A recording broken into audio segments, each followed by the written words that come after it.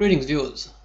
I was inspired to make this video after viewing a video by a South African YouTuber called Political Kaya, and his video is called Stop Barrack Obama's Dangerous Hope Mongering. It's sarcastically titled. He's a supporter of Barrack Obama. So I'd like to pose the question, why Barrack for Obama? I want to make it pretty clear that I'm not interested in maligning Barrack Obama. Just, apart from anything, the chances of him becoming the next US president are negligible. He's not a blue blood. And if you look into American history, as far as I'm aware, without exception, or certainly with a very rare exception, every US president has been very closely blood related to British and European monarchies and aristocracies. Which, considering that the United States is supposed to be an independent republic and a democracy, and has a huge, diverse range of people from around the planet living there, that's pretty remarkable. But by the same token, I'm not interested in maligning him because he's certainly no worse than a lot of the other candidates. But it's very important not to be fooled by false hope.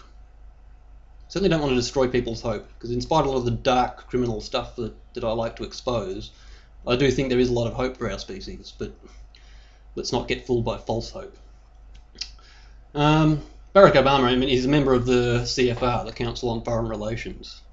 Now, for those who know anything about the history of the Council on Foreign Relations, it's basically a descendant of the Rhodes roundtable groups. It's after Cecil Rhodes, as in the guy who played a major role in colonising Africa. Okay,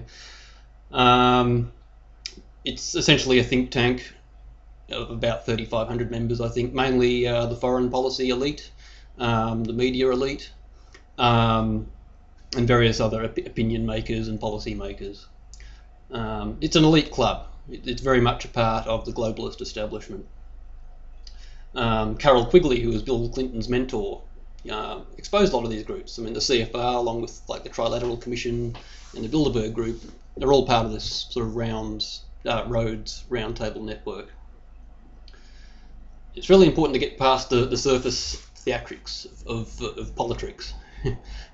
Just because Obama or Hillary or whoever says this or that, by itself doesn't mean anything. You've got to look at a bigger picture. You've got to look at the realpolitik going on behind the scenes.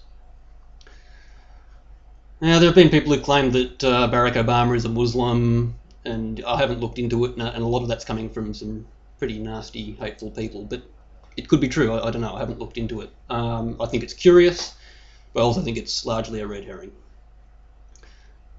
Though I do have to say that there is something very surreal about an American presidential candidate in these times being called Barrack Hussein Obama.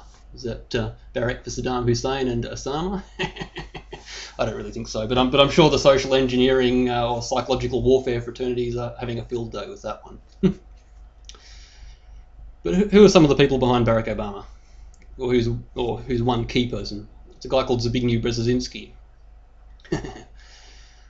Well, he's got quite a large resume. I'll just point out a couple of things he's done. He set up the Trilateral Commission for David Rockefeller in the early 70s.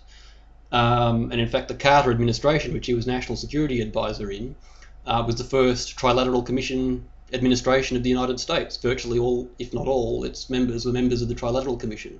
Another elite think tank, mainly to link up the United States, Japan and Europe, hence the name Trilateral. So he set up the Trilateral Commission for David Rockefeller. And, you've got to learn a thing or two about the Rockefellers, but go into that in a moment.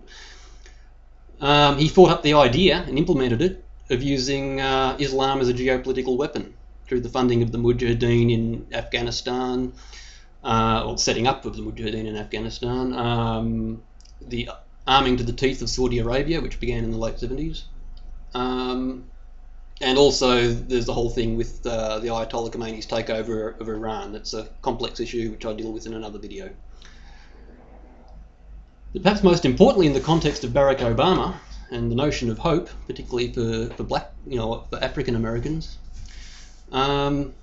is Zbigniew Brzezinski was the one who signed National Security Memorandum 46 in 1978, which essentially declared war on African and African American blacks. I've got a link to NSM 46, and also I include a link to a claim that NSM 46 is a hoax, and I don't think it is, but for the purposes of full disclosure, I put it there.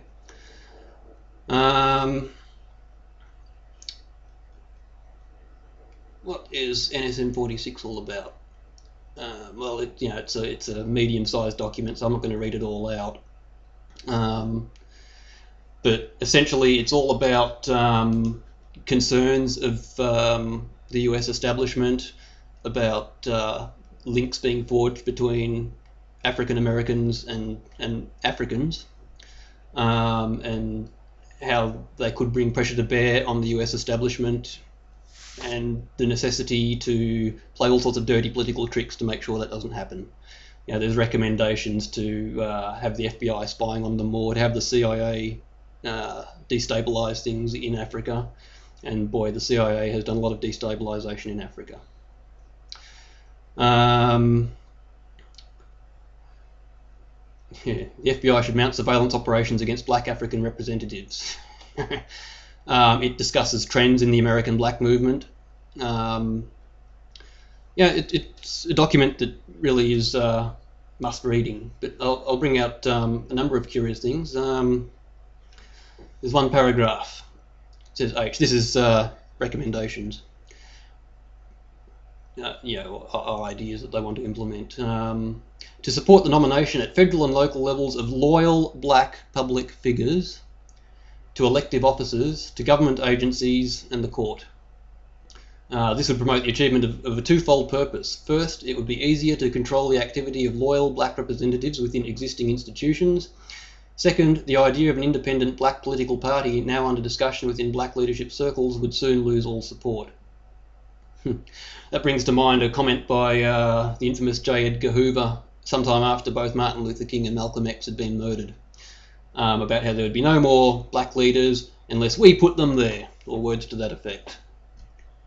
That is exactly what's happened. That's why all the so-called black leaders in America today, or virtually all of them, are a pack of frauds. Jesse Jackson, the anti-Semite, what's his name, Al Sharpton, who Barack Obama is associated with. Why is he associating with such people who have caused tensions between black and Jewish communities in America? Another very my apologies. Another very interesting paragraph is, in the above context, we must envisage the possibility, however remote, that black Americans interested in African affairs may refocus their attention on the Arab-Israeli conflict. Taking into account the African descent of American blacks, it is reasonable to anticipate that their sympathies would lie with the Arabs, who are close to them in spirit and in some cases related to them by blood. And so on. This is a very curious thing for them to say. This is in 1978. I mean, traditionally in America, the black communities and the Jewish communities have felt a kinship with each other because both have been subject to oppression. Right? Whereas, why would African Americans, or for that matter, African blacks, be interested in supporting the Arabs? It was, after all, historically speaking, it was the Muslim Arabs who were used by the white slavers to actually catch the slaves, catch the black slaves. And if you look at some of the Arab regimes in Africa, like Sudan, they are racist against blacks, including black Muslims. So it's very interesting, the use of the word envisage. I believe, and I'll discuss this in another video, that there has been a concerted effort on the part of the establishment to divide the Jewish and black communities in America and globally. But again, I'll discuss that on another time. But one of the things that's very, very irritating is that people such as Barack Obama and numerous other of these so-called black leaders in America try and model themselves, make themselves look like modern-day Martin Luther Kings. And it's just disgraceful because none of them really have anything much in common with Martin Luther King.